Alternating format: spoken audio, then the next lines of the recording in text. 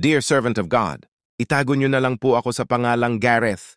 Ako po ay 49 years old, isang byuda, at may 5 anak na umaasa lang sa akin. Simula po nang mawala ang aking asawa, ako na lang ang nagsusumikap para maitaguyod ang aking pamilya. Ang tanging hanap buhay ko ay pagtitinda ng gulay at isda sa palengke. Sa una, nakaya ko pa, pero habang tumatagal, parang hindi na sapat ang kinikita ko para sa pagkain, baon ng mga bata, at mga gastusin sa bahay. Dahil dito napilitan po akong mangutang. Sa kapitbahay, sa mga kamag-anak at pati na rin sa Bombay na araw-araw naniningil. Ang masakit po, dumami ng dumami ang utang ko hanggang sa hindi ko na alam kung paano ko mababayaran lahat.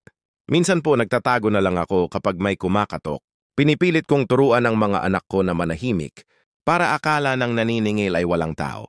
Hindi na rin ako makaharap sa mga kamag-anak ko dahil halos lahat sila ay pinagkakautangan ko na rin. Kaya po ako sumulat sa inyo. Gusto ko pong humingi ng payo paano ko haharapin ang sitwasyon na ito, paano ako makakabangon sa tambak ng utang at problema, at paano ko muling mahahanap ang lakas at pag-asa sa Diyos na tila nawala na sa akin. Umaasa sa inyong tugon, Gareth. Tugon ni Servant of God. Dear Gareth, una sa lahat, hayaan mong iparating ko ang yakap ng Panginoon sa iyo. Hindi ka nag-iisa sa laban na ito. Ang Diyos na nagbigay sa iyo ng 5 anak ay siya ring magbibigay ng lakas, karunungan at biyaya para maitaguyod sila. Una, tandaan mo ang salita ng Panginoon sa Philippians 4:19.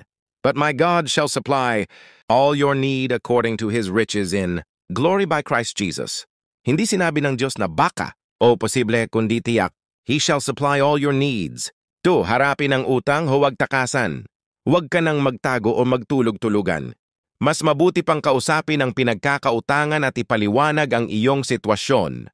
Mas madaling magbigay ng konsiderasyon ang tao kapag nakikita nila ang iyong katapatan.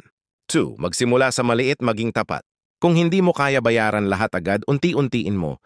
Kahit maliit, kapag tuloy-tuloy, malaki rin ang magiging epekto. Ang sabi ng Biblia, He that is faithful in that which is least is faithful also in much. Luke 16:10.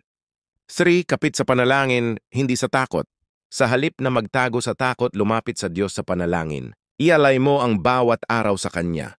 Ang sabi ng 1, Peter 5:7, Casting all your care upon Him, for He careth for you. Mahal ka ng Diyos kapatid at tutulungan ka niya na makabangon. Magtiwala ka lang. Gareth, huwag mong kalimutan, ang utang ay pansamantala, pero ang pangako ng Diyos ay walang hanggan. May bukas pa. May pag-asa pa. At may Diyos na tapat na hindi ka iiwan ni pababayaan. Maraming salamat po sa aking mga kababayan, followers at mahal na taga-subaybay. Pagpalain po kayo ng Panginoon.